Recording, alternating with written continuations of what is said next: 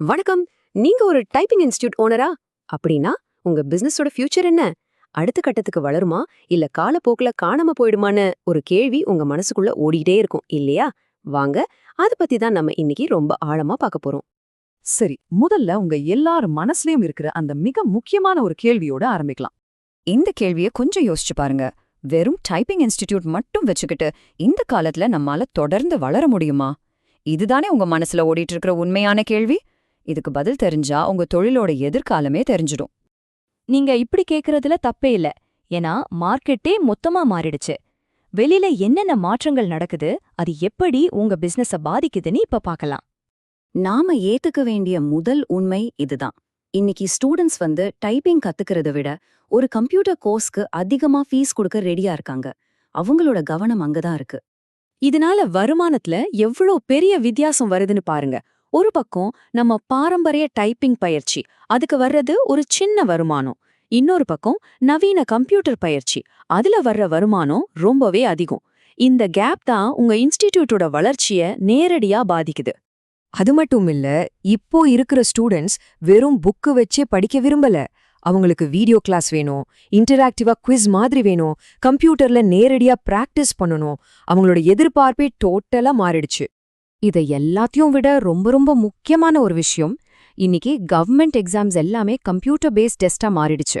அதனால கம்ப்யூட்டர் ஸ்கில்ஸுங்கிறது ஒரு ஆப்ஷன் கிடையாது, அது ஸ்டூடெண்ட்ஸ்க்கு ஒரு அத்தியாவசிய தேவை. ஓகே, மார்க்கெட் எப்படி மாறிடுச்சுன்னு பார்த்தோம். ஆனா இந்த மாற்றத்தை ஏத்துக்க விடாம நம்மள தடுக்கிறது என்ன?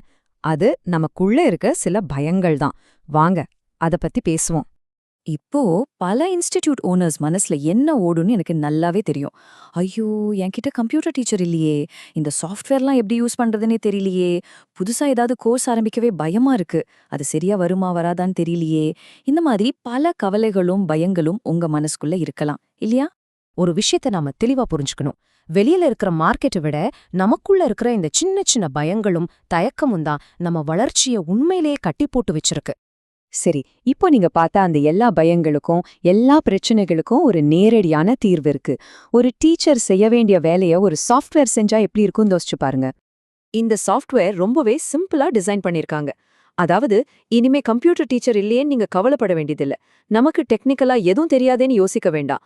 உங்க இன்ஸ்டிடியூட்ல ஒரே ஒரு கம்ப்யூட்டர் இருந்தா போதும், அதை வச்சே நீங்க ஒரு புது கோர்ஸ ஆரம்பிச்சிடலாம். இதுல ஸ்டூடெண்ட்ஸே அவங்களுக்கு அவங்களே கத்துக்க முடியும். எப்படின்னா, முதல்ல வீடியோ லெசனை பாப்பாங்க. பாடம் முடிஞ்சதும் ஒரு சின்ன டெஸ்ட் மாதிரி குவிஸ் இருக்கும். அதுல 90% மார்க் வாங்கினாதான் அவங்களால அடுத்த லெசனுக்கே போக முடியும். இதனால ஒவ்வொருத்தரும் பாடத்தை சரியா புரிஞ்சுக்கிட்டாங்களான்னு நாம ஈஸியா தெரிஞ்சுக்கலாம். சரி, இதெல்லாம் கேட்க நல்லா இருக்கு. ஆனா நிஜத்துல இது ஒர்க் அவுட் ஆகுமா? வாங்க ஒரு உண்மை கதையவே பார்க்கலாம். ஒரு சின்ன கிராமம், அங்க ஒரு டைப்பிங் இன்ஸ்டிடியூட், வருமானமே இல்ல. அதனால அந்த இன்ஸ்டிடியூட்டை மூடிரலாமான்னு யோசிக்கிற அளவுக்கு நிலைமை ரொம்ப மோசமா இருந்துச்சு. அப்போ அவங்க கிட்ட இருந்தது வெறும் 10 ஸ்டூடெண்ட்ஸ் தான். யோசிச்சு பாருங்க, அந்த 10 பேரை நம்பிதான் அந்த இன்ஸ்டிடியூட்டோட மொத்த எதிர்காலமும் இருந்துச்சு. அப்போதான் ஒரு டர்னிங் பாயிண்ட். அவங்க இந்த சாஃப்ட்வேரை யூஸ் பண்ண ஆரம்பிச்சாங்க. டீச்சரே இல்லாம சிஓஏ மாதிரி ஒரு புது கம்ப்யூட்டர் கோர்ஸை அவங்க இன்ஸ்டிடியூட்ல ஆரம்பிச்சாங்க. அதோட ரிசல்ட் என்ன தெரியுமா?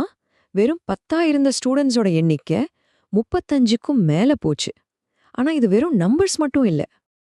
அந்த வளர்ச்சி மூலமா அங்க படிச்ச ஸ்டூடெண்ட்ஸ் எக்ஸாம்ல பாஸ் பண்ணி கவர்மெண்ட் வேலைக்கு கூட போனாங்க. இதனால அந்த ஏரியாவிலேயே அந்த இன்ஸ்டிடியூட்டுக்கு ஒரு நல்ல பேர் கிடைச்சது. எல்லாத்துக்கும் மேல அந்த ஓனரோட வருமானம் பல மடங்கு அதிகமாச்சு. இப்போ மறுபடியும் உங்ககிட்டயே வர்றேன்.